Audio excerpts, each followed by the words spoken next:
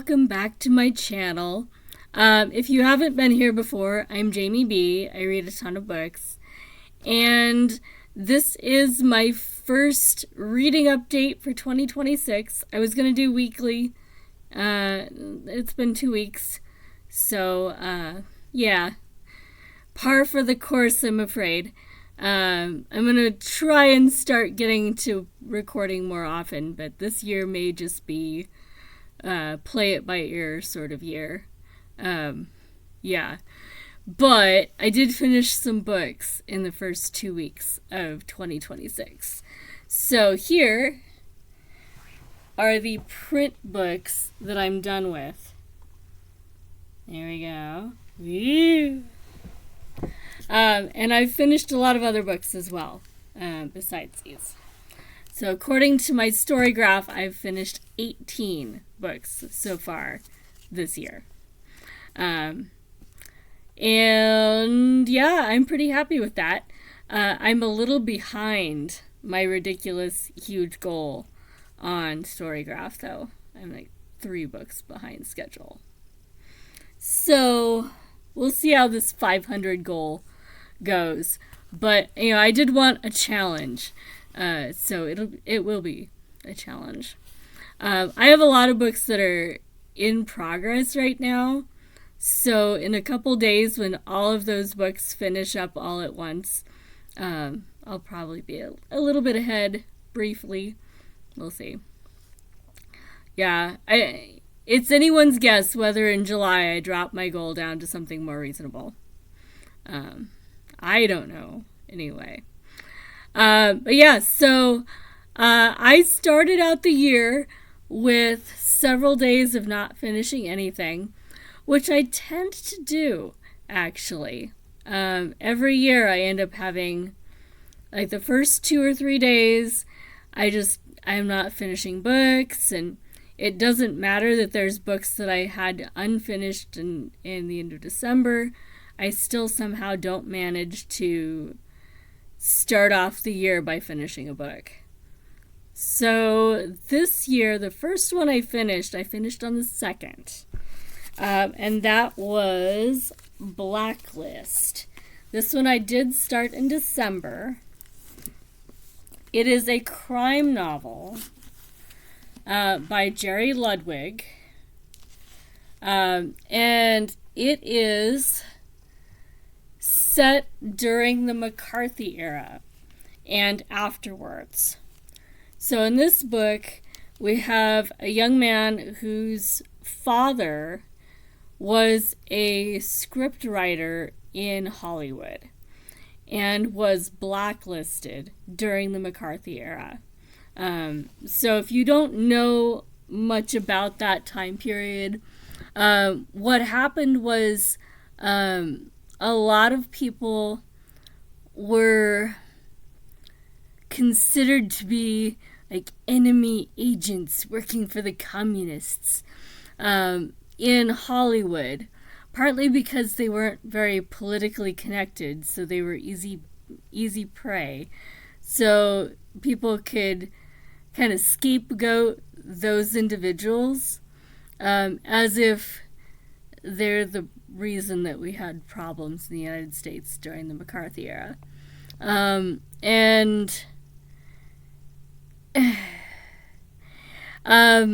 I will be reading a book about the Red Scare later this year, probably.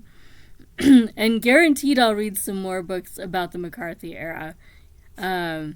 So there's been a history in the United States of the U.S. capitalist system versus communism in all of its evil forms. And it's part of why the Republicans had so much traction getting the current president elected, because the Democrats have been leaning, well, socialist-ish. They're still centrist as far as most analysts would, suggest. They're not really leaning communist at all. Communist looks very different.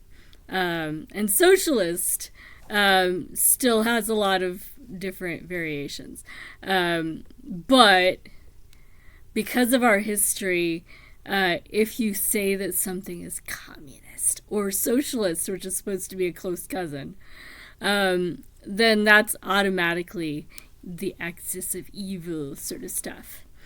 And it shuts down conversations and shuts down analysis and discussion of what we want and, what we actually need, and, without attaching isms to anything, what are our goals and how do we get there?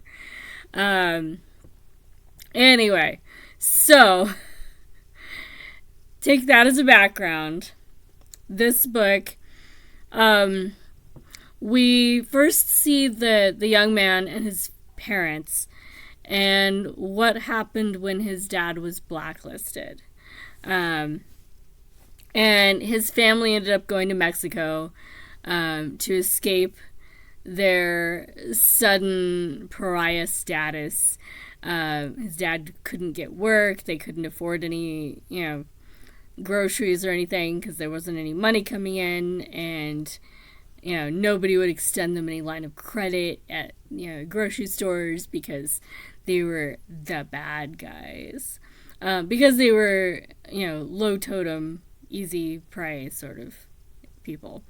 There were high status people that were blacklisted as well, but conveniently a lot of the people that were blacklisted were people that didn't have the money or the connections to be able to fight back.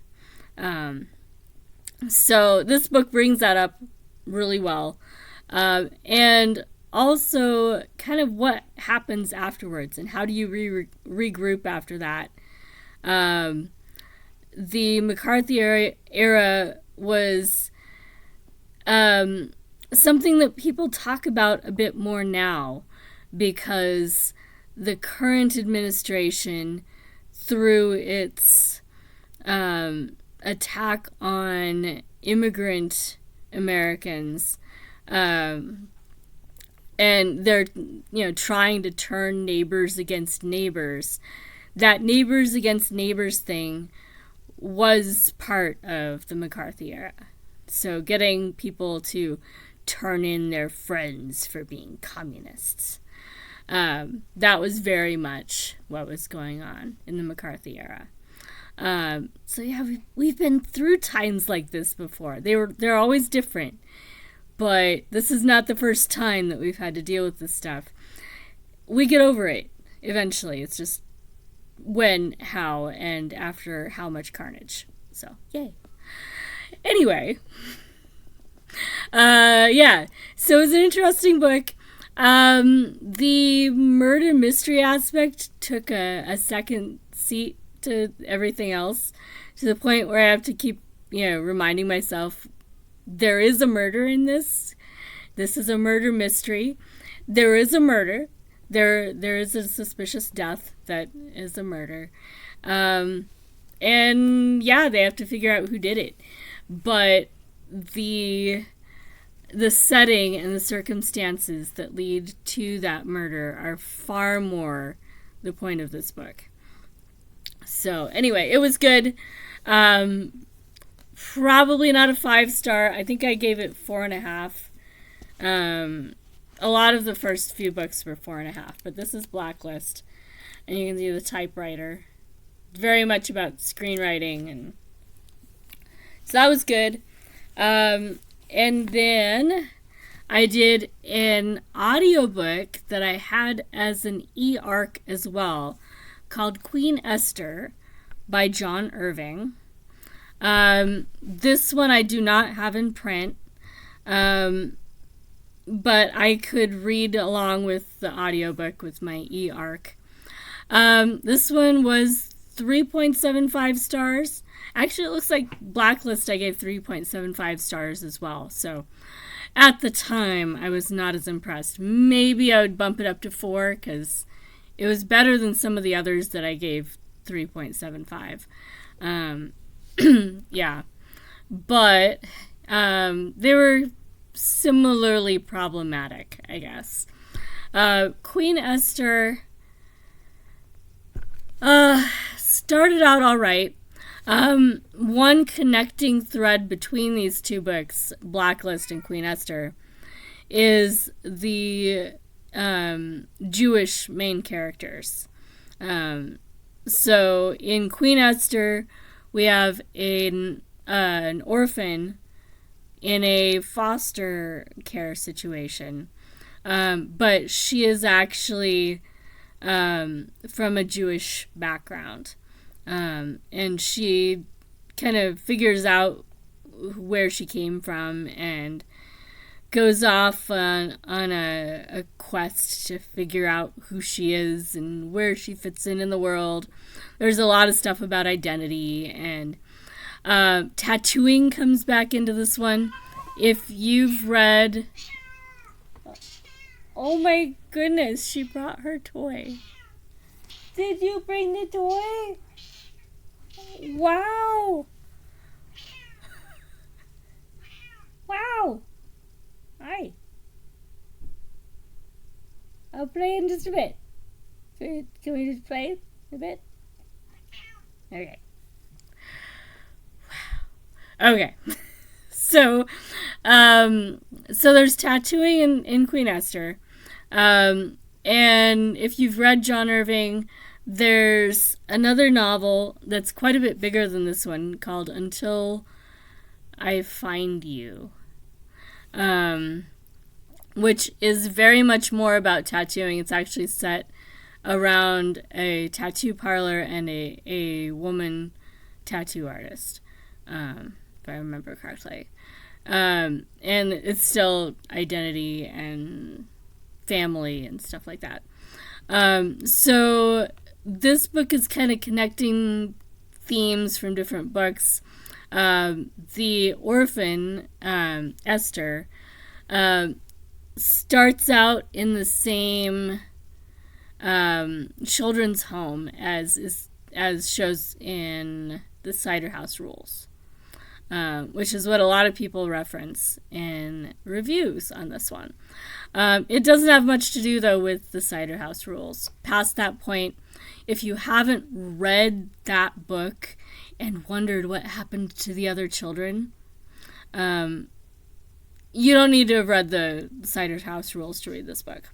But that will be something that if you've read Cider House Rules and paid close attention to the side characters, this one would be going off on a tangent on one of those characters.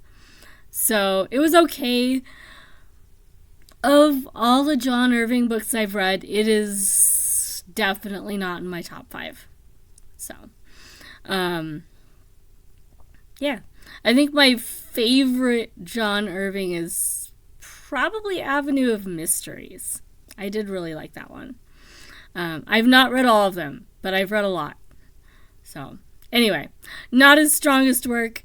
And I've seen similar reviews from other people. I think it's just not his best work. Not terrible, just middling, meh. It's a novel.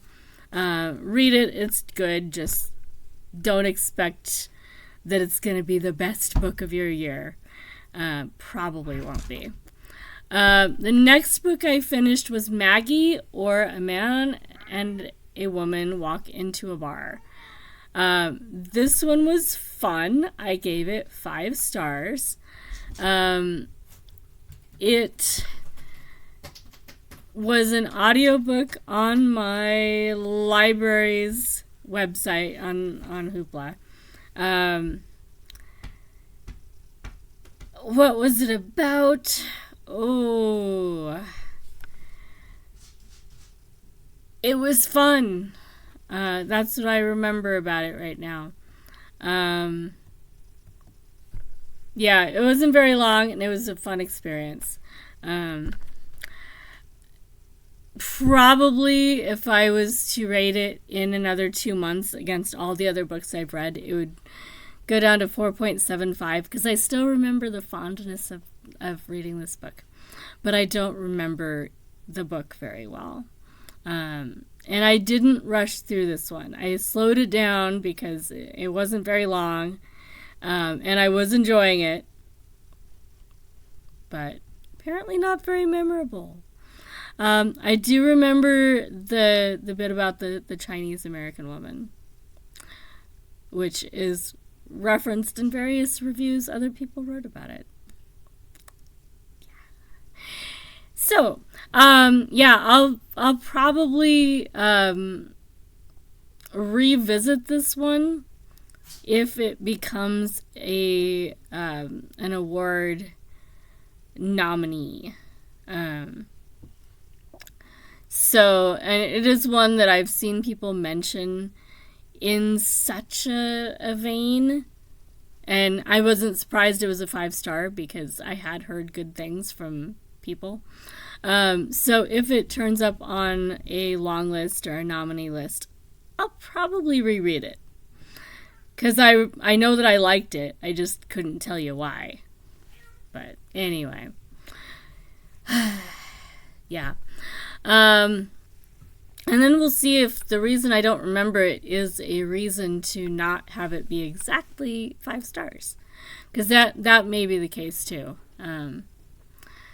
The next one I read was also probably a 5-star book, Bury Our Bones in the Midnight Soil, which I did have in print, and I think I do have it somewhere. I'm pretty sure I still have it somewhere. But I listened to it as an audiobook. Vampires. It was fun. And has a lot to do with consent, which I was not expecting. Not quite the sort of theme that I usually, look for in my vampire novels. But it very much got into consent issues. So like rape, but biting. So, how do people react when they have been bitten against their will and turned into a vampire? And now they have to spend the rest of their lives dealing with the consequences of somebody else's actions towards them. Very much like rape and rape victims. So that was an interesting and unexpected parallel in this book. And there is some hint of that connection in this book. So it's not just the reader going off on a limb on this one. I suspect that was intentional. And it certainly started some interesting discussions about the ethics of vampires. Not conversations I'd had around any other books. Anyway, I enjoyed it. It was good. 5-star book. I can see why people have been enjoying it. I don't know if this one is likely to show up on prize lists. Maybe Goodreads Choice Awards prize list. It may be on last year's, because it came out last year. But I don't remember right now. I have been trying to read the books that are on the Goodreads Choice Awards for last year. So it may be on there. That may be part of why I prioritized it. I don't remember, but it was really good. I recommend it. It was fun.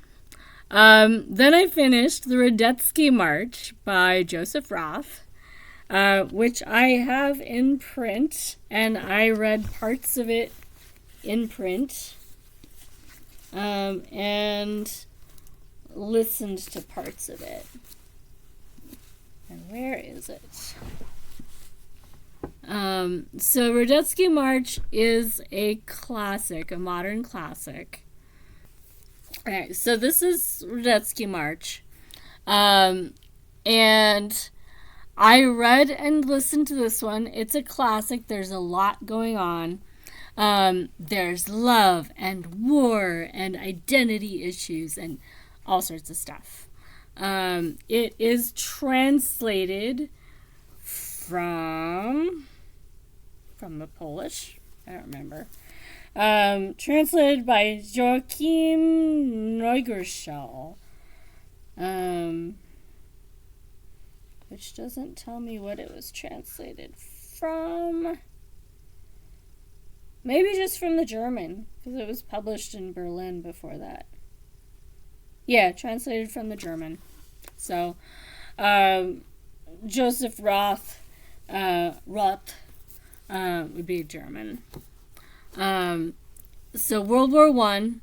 This one did remind me of August 1914 by Alexander Solzhenitsyn. This one wasn't as funny, but it did remind me of the discussions in Solzhenitsyn's book about the state of the military in Germany and in Russia during World War One. And also, of course, World War One, halfway through that, Russia has a major regime change and goes into a revolutionary war and civil war and drop out of World War One essentially, and yeah, there's a whole mess. So there's a lot going on in this book because it does deal with Germany and Russia in World War One. So this is one of those books that I'm probably going to hold on to this copy and reread it in a couple years. Probably not this year, because I got as much out of it as I needed to know, yeah, it's a really good book. And kind of enough to discuss it if I needed to. But it's the kind of book, there's a lot in this one. And with this kind of classic, it's the sort of book that classic of advice goes with. That the first time you read it is just to get the gist of the book, and then you go back and you reread it again for details. And that's how you really read a book. And you might read the book more than twice to really get what you want to get out of the book. And most of the time when we're just pleasure reading, we don't do that. For this kind of book, it really does lend itself to that kind of reading. And you'll pick up different details each time. And you've read other things that you tie in with it by the time you go back to it. I'm reading a arc right now that should be close to done. I could have sworn I was close to done. About the intelligence services in Germany and Russia in about this period and going into World War II. So with those kinds of things and then coming back and reading this book, I'll probably pick out very different details in the second reading. So this is one that I will probably not get rid of. I'll probably send it to my sister to read and then get it back from her. So that I will read it again. But it is done. I have marked it off, and I have started definitely using Storygraph as my my site of record. So on there, it's really easy to mark something that you're rereading. So it will be marked as a reread when I start it over. But it was really good. I do recommend it. If you don't read a lot of classics, this is a good one to annotate and maybe to read with someone else, where you break it down and focus on a couple chapters a week or whatever. So then I finished The Poppy Fields by Nikki Erlich. This one is by the same author that wrote The Measure that I really liked last year. That was a host favorite from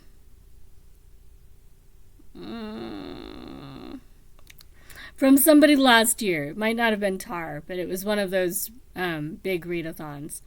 It was really good. I enjoyed it. So Poppy Fields is similarly good, maybe not quite as much my thing as The Measure. It kind of had a sappy ending. But I loved the premise that there's these people that they're going to be put to sleep, like sleeping, not dead, put to sleep. And they just stay asleep for months.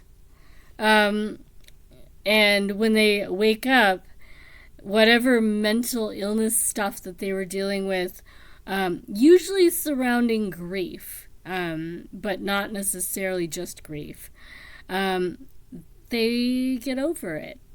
It's not that they necessarily forget the things or the people that are making them sad, but they don't have that emotional trigger anymore. But maybe it helps a little bit too much, and maybe it takes away something intrinsic to their person or something. I lean on the side of, if it's therapeutic, the alternative is worse. And like any treatment, it depends on the patient and what they need and what the alternatives are. And if you are barely functioning and this will make you able to function just fine, that's great. So I was not sympathetic to the majority of the characters in this book that had issues with this process. But there are characters that I agreed with in this book as well. So I like that.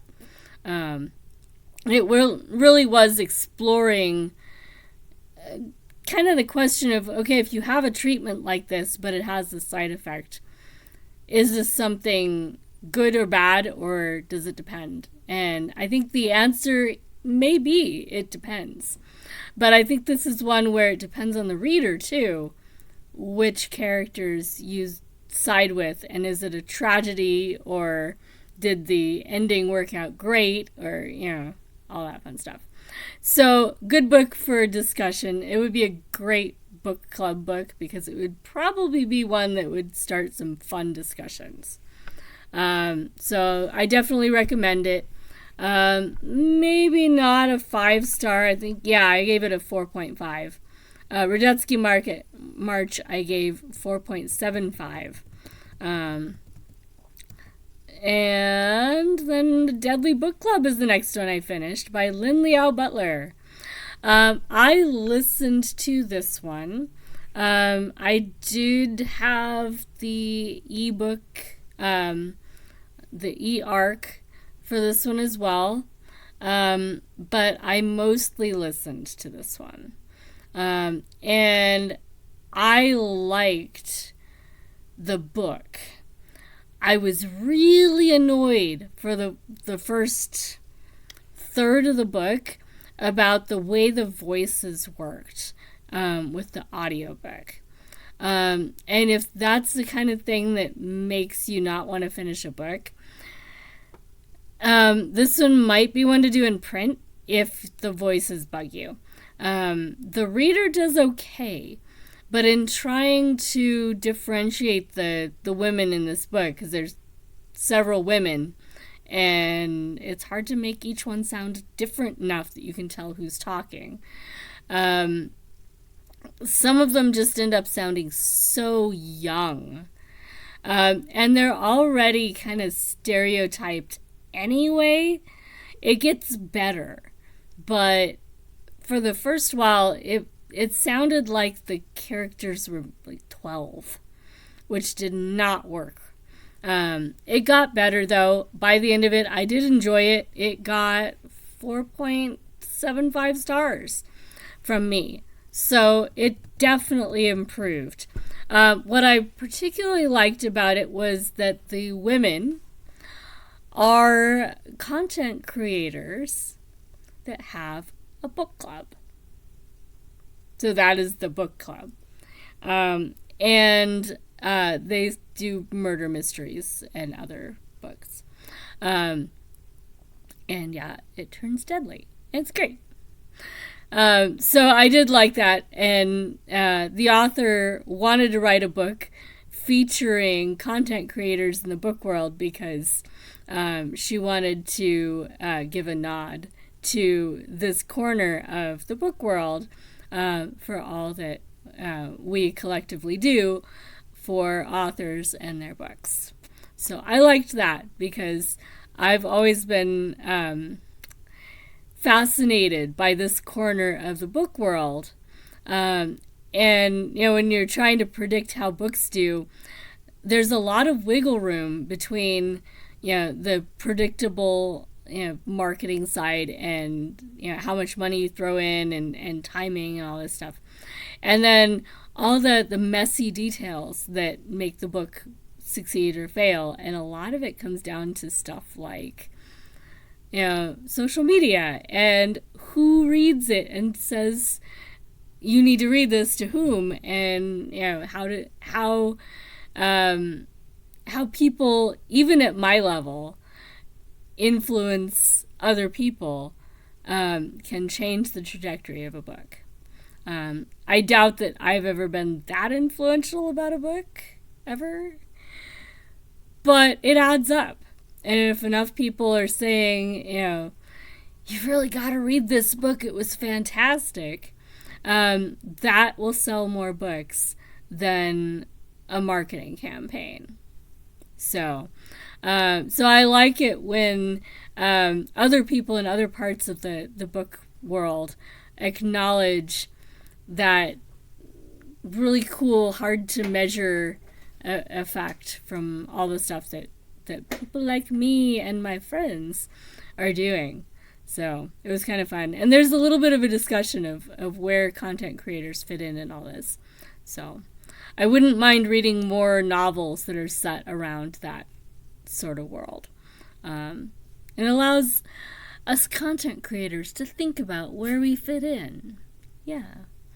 I also finished Death and the Old Master by G.M. Mallier. And Death and the Final Cut, also by G.M. Mallier. These are both books that I had as e-arcs. I did listen to some of the audiobook for both, but these ones I did read more with my eyeballs on the screen because they went faster and I'd already started them last year. So I didn't mind the audiobooks. They were all right. I did find it funny that, so I was listening to the audiobooks partly to catch how they pronounce the author's name. And I'm going with the Mallier, Frenchish. Probably pretty decently Frenchish, but every person that said this author's name at the beginning of the audiobooks pronounced it differently. So there went the listen to the audiobook to hear how it should be said. Yeah. Both of these are good. They're not super memorable mysteries. These are the sorts of mysteries where you read them, you have fun while you're reading them, and then by next year you could read them again and maybe not realize until halfway through that you read this book already. So I'm still trying to figure out what makes books that kind of unmemorable but fun murder mystery, because there's a whole class of murder mysteries that are like this, where you can reread it and you may or may not actually even remember who did it, because they're a fun time and then you move on and yeah. So both of them were fun. Death and the Old Master I gave 3.75, and Death and the Final Cut probably 3.75, maybe 4. I think I liked Death and the Final Cut slightly more, but they were both fun. They're both set kind of in a world with academia and like British academia in particular, which was nice. Yeah. I won't tell you too much about them because the other thing with those kinds of mysteries is it's really easy to give spoilers. So they were fun. I did not read the series in order. So I don't know if the series would be better read in order. I suspect that may be part of what makes them not very memorable is I don't have a relationship with the sleuth. They are set around a detective, and he's not that much of a caricature. He wasn't that noticeable. So that may be part of the unmemorable aspect too. He's not a bad sleuth, but if you think about the detective in Georges Simenon's books or in Donna Leon's books or Commissario Brunetti in Donna Leon's books, Inspector Linley in Elizabeth George books. And those characters, they are memorable enough that they kind of carry the story. And that's maybe what I was missing in Malier's books. That sleuth character, that detective, he's not that interesting, which is fine because the mysteries are interesting. And he's just sort of a flat guy that's solving the mystery, basically. I did have a little bit of grumbling on both books because that sleuth guy, that detective, doesn't really let you go along with him to figure out all the clues. They're more like you find out what stuff is going on, but not like you actually see all the clues on page.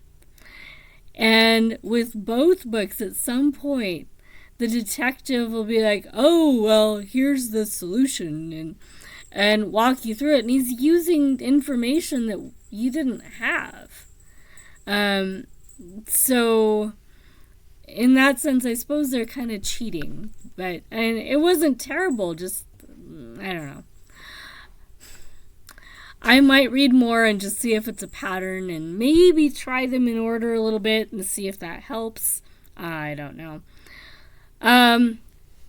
Next book I finished was The Facts Behind the Helsinki Rocamachios by Jan Martel. This one got 5 stars. It is a set of 4 shorter stories by Jan Martel. I really enjoyed them. All 4 stories were great. The title story is set around a rather tragic story of a young man who's dying of AIDS, and he and his friend are telling a story, like making up a story and taking turns writing the next chapter about this family, the Rocamachios. So we're not getting to read the story that they're putting together. We're following the course of their friendship and making this story as the one young man is dying. So it was a really interesting way to tell a tragedy about the death of a friend. I've read quite a few stories that had that sort of theme, and this is a new one. It was great. And there's several other stories in this book.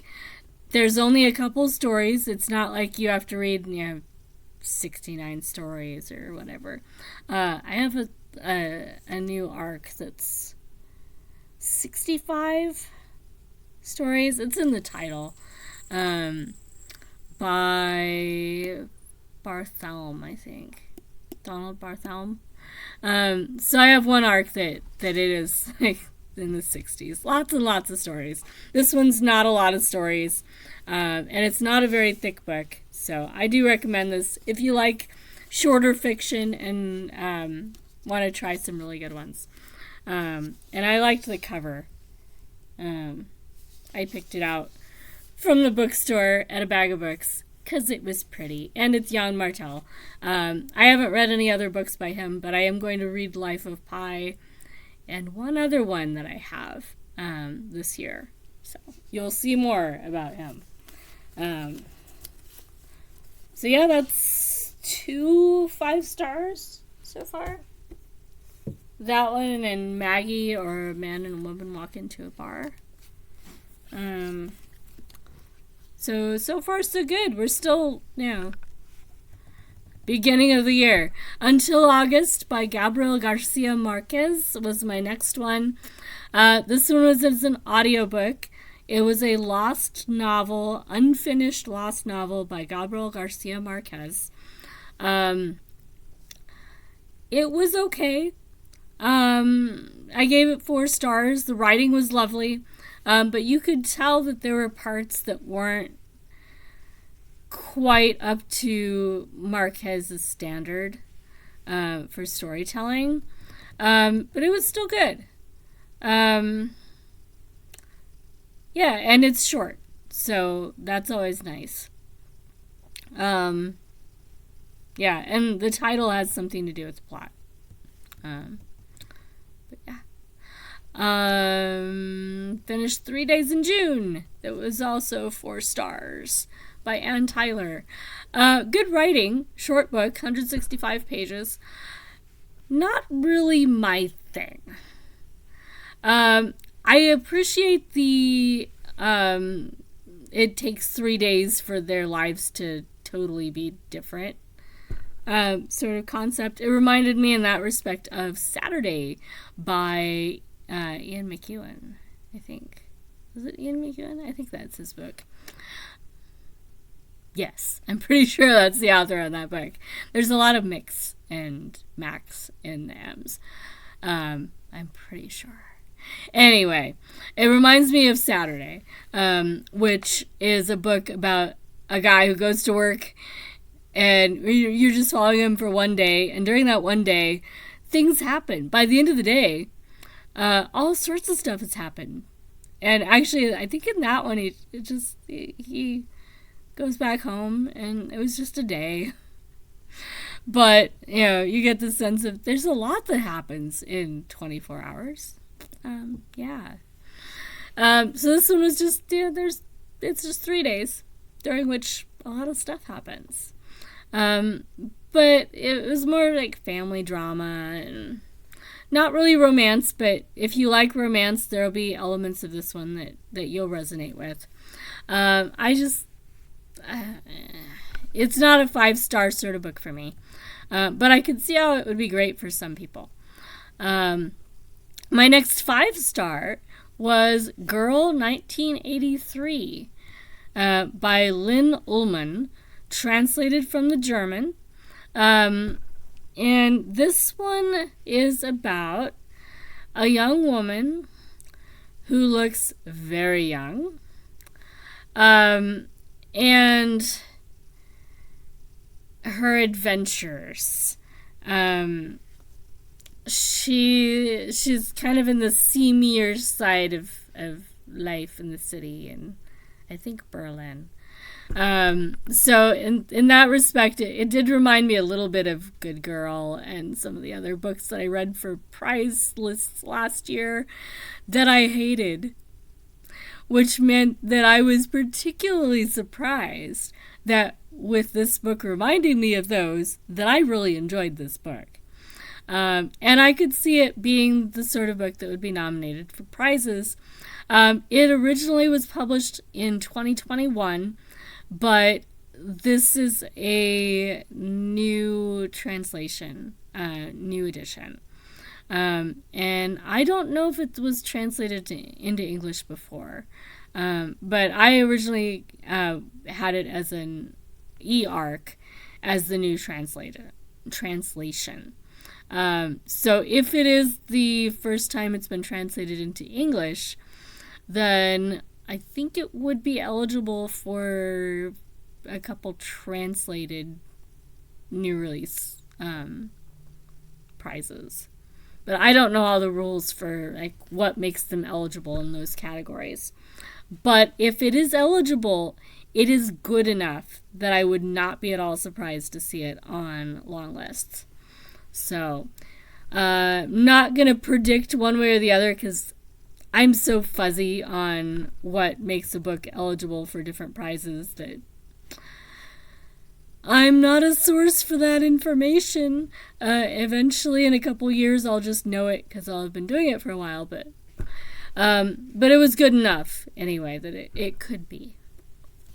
I finished a reread of The Honorable Schoolboy. This is one that I read last year, but I was bored and vaguely remembered the experience of reading this book.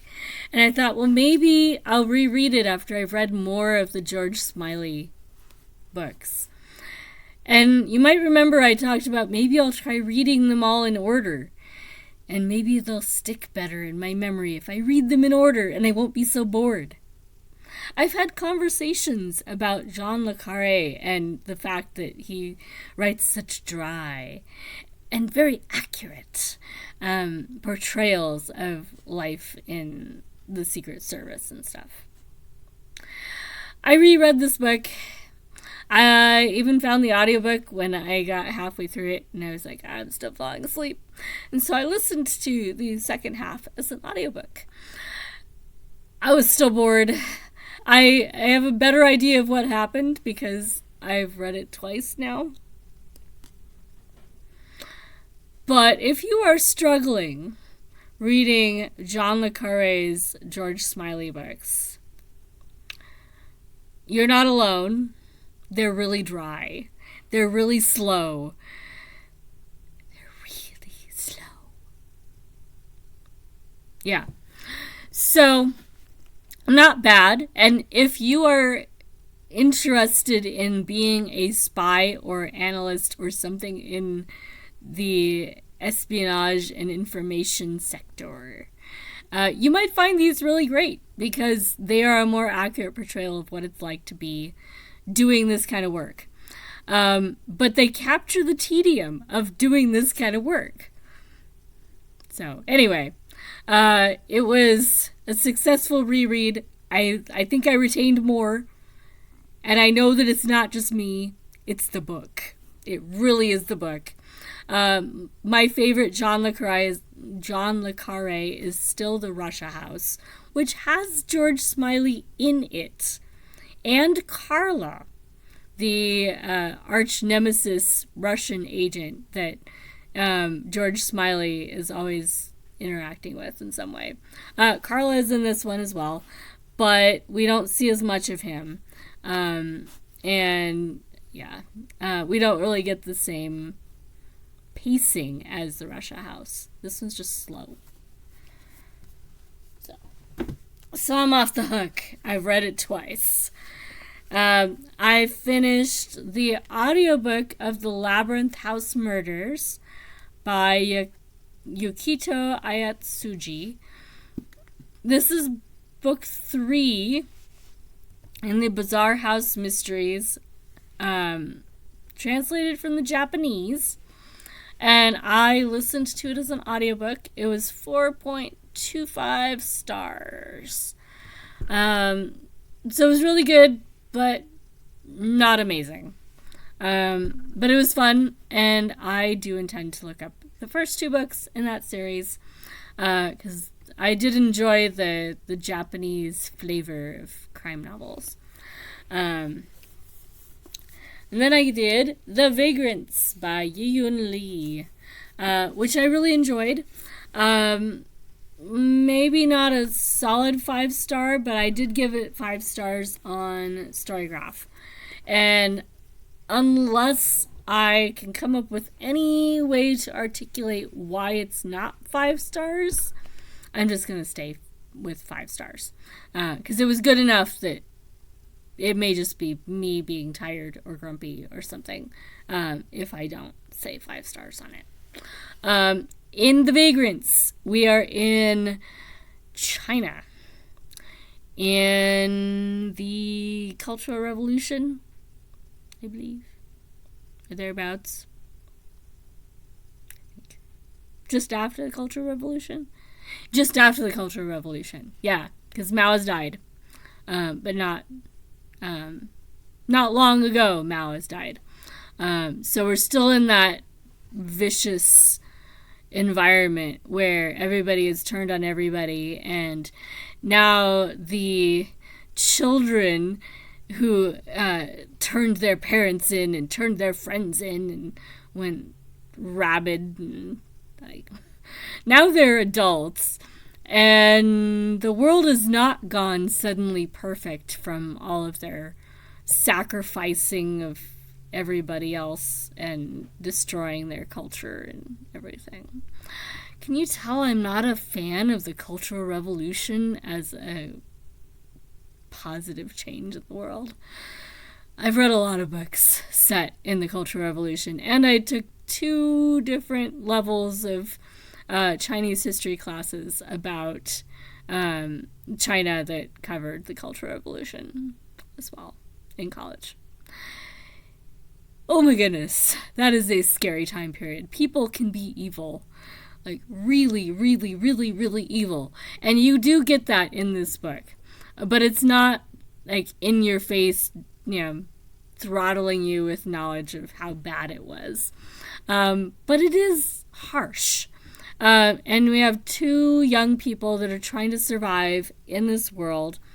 One is a young woman, a girl really, with a hair lip, who has survived miraculously despite being a girl with a hair lip.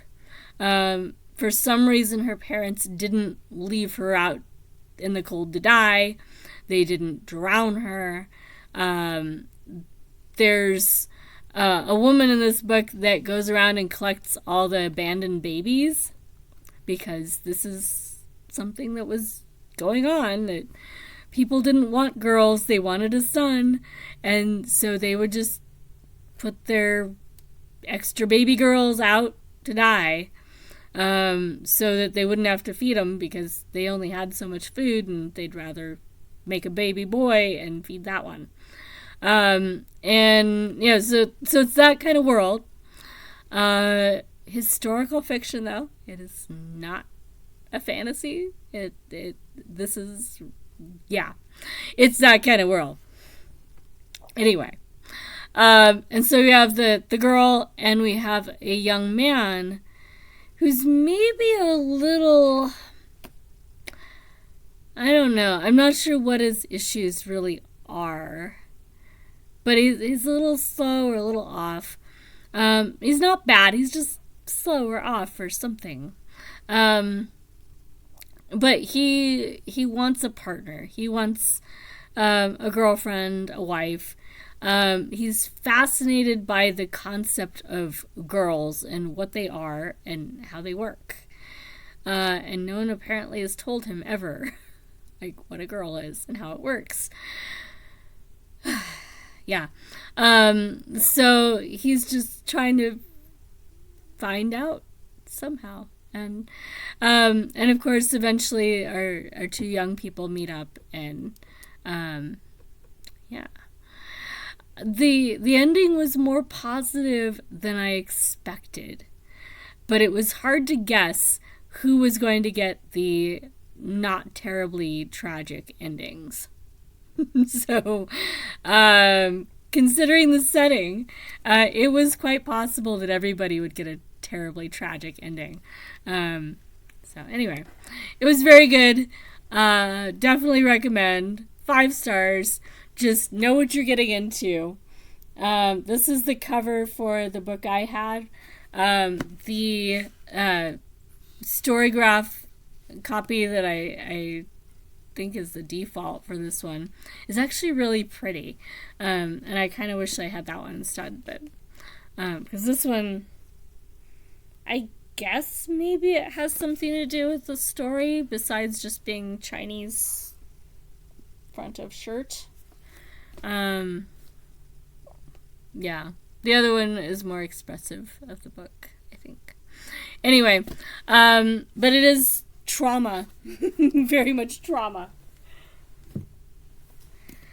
And then I finished The Sirens by Amelia Hart, which was okay. Mermaids, sort of, or silkies, more than mermaids, because it's set in Australia. Irish immigrants, prison ships of Irish immigrants, and Irish and English, but the main characters are tapping into Irish folklore. Yeah. So if you need a book set in Australia, and you need a book that has mermaids in it, or mermaid-like creatures, this does both. So it was really good. There were a lot of moving pieces that I wasn't sure if they were going to all connect. And it was 4.5 stars for me because I've read other books that had that kind of complexity where you didn't feel quite so concerned about whether bits were going to actually connect. So there was a little bit of lack of polish, I guess, that made it so it was harder to be totally immersed in the book. And you kind of wanted that for this kind of story. And I actually don't have this one down in Storygraph yet. It's done. So I finished 19 books this year. Because the next one was Book of Night by Holly Black, which I did not log on Storygraph as finished yet. There we go. And this one I did listen to a little bit of an audiobook, but I read most of it in print. Because I had it. It was a nice copy. This one was more of a 4-star. It was okay. It might even be a little bit lower than 4 stars, like 3.75. I was wanting it to be better than it was. Yeah. But it was okay. It's the first Holly Black novel for adults. So it's not like she's been writing for this audience before this one. She's written other books, I think, since that are aimed at an adult audience. So that may be part of the issue.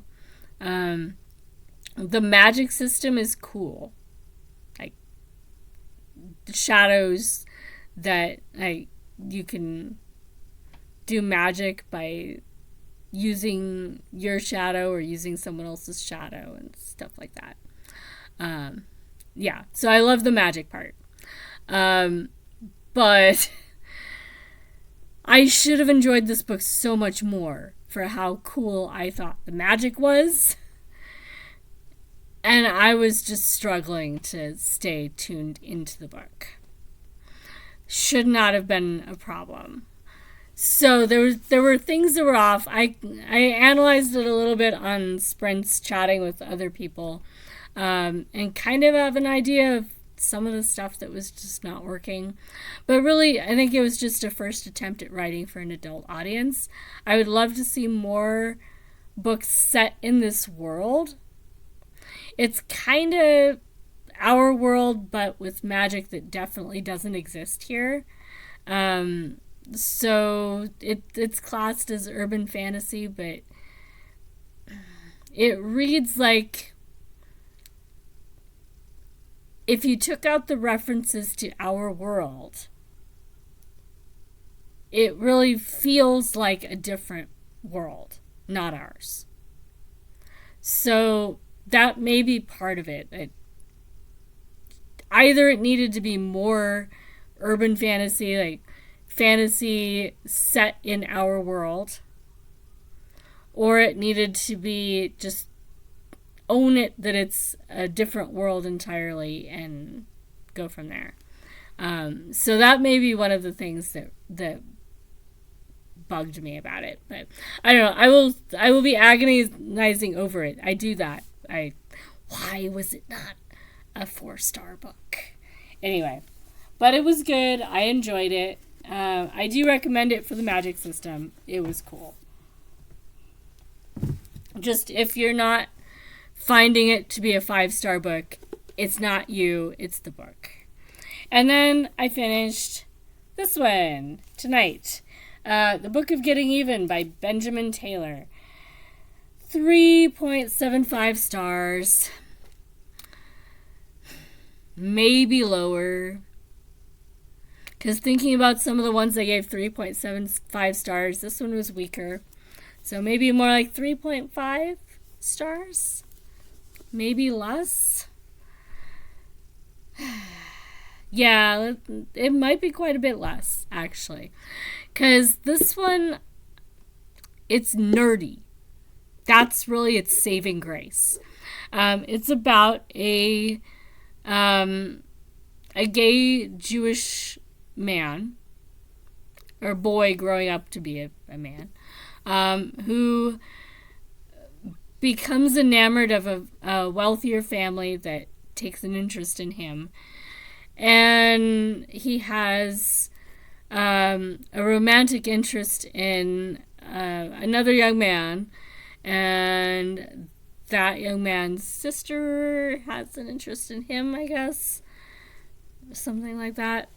But then there's a lot of other characters.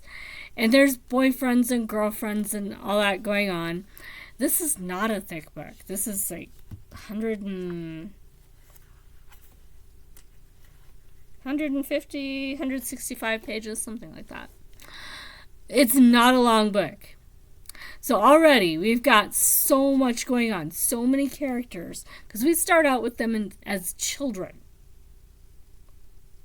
and then work our way forward. There's not enough pages for that kind of story with so many characters. And I think that's really what killed this one. There's too many characters. It's too complicated. You don't have enough pages to actually develop anything in this book. And then you throw all of the cultural references and the nerdiness. There's entomology.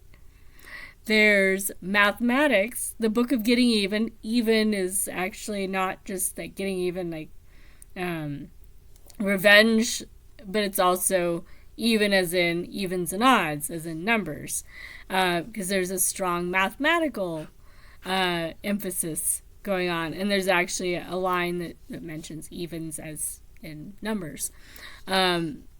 So there's a lot in this book.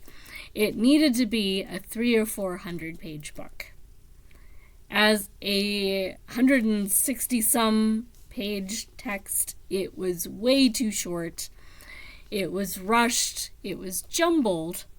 It made very little sense, and definitely did not work in the sense of drawing you in and making you care about the characters. Because what characters? There wasn't enough space to make any of them actually fleshed out characters, except maybe the main characters.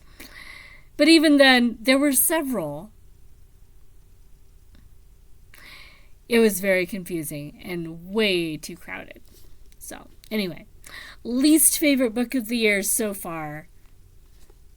Should have been a lot better. But at least it was short, and I will be moving on to other books. So I will do another video probably fairly soon. soon because boot camp ends today-ish.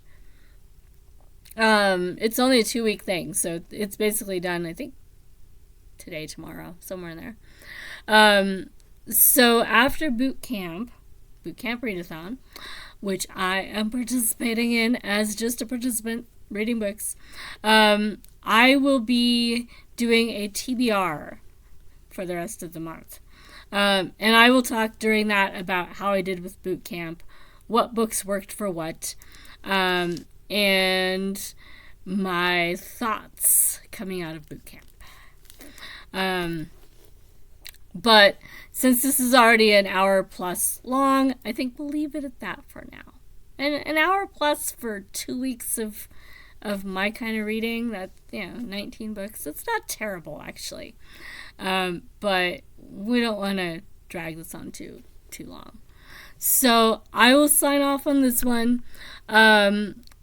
Check out the 5 stars that I talked about, the Yi Yun Lee, The Vagrants, Maggie or A Man and Woman Walk into a Bar by...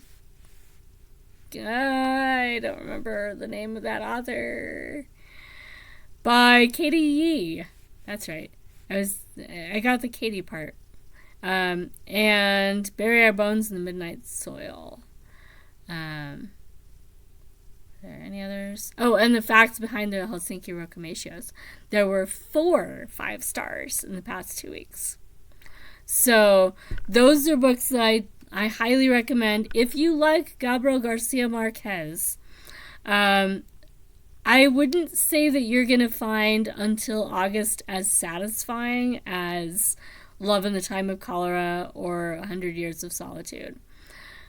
But you might appreciate at least reading or listening to Until August. It is still good. And you definitely still recognize Gabriel Garcia Marquez and his storytelling in it. So I'd recommend that as well. 3 Days in June was good. Not my kind of book, but it was okay. Oh, I forgot. There's a 5th 5-star, Girl 1983. That one that I didn't expect to be that great. So yeah, 5 stars in 2 weeks. That was great. So yeah, check those out. Girl 1983 was by Lynn Ullman. And let's see. And The Deadly Book Club by Lynn Liao Butler. I would recommend it, but I'd recommend try it in print and see what you think of it in print. And because the audiobook, it was okay, and if you need the audio for some reason, then go for it. But just be aware that the voices might be a little interesting. So, anyway. And The Poppy Fields by Nikki Ehrlich would be an honorable mention that I would still recommend. Even though it was not 5 stars, it was still really good. And it was a fun concept and great discussion, fodder for book clubs and stuff. So, anyway, I will talk to you guys in the next video. I'm sure I will revisit some of these books in the context of Bootcamp, and talk about some of the stuff that I'm currently reading, and what I'd like to finish before February. So I'll see you again soon. Hopefully you're reading some wonderful books. Let me know in the comments if you've read any of these or if you plan to, and what you think of them and all that fun stuff. And I will talk to you in the next video. Bye, guys!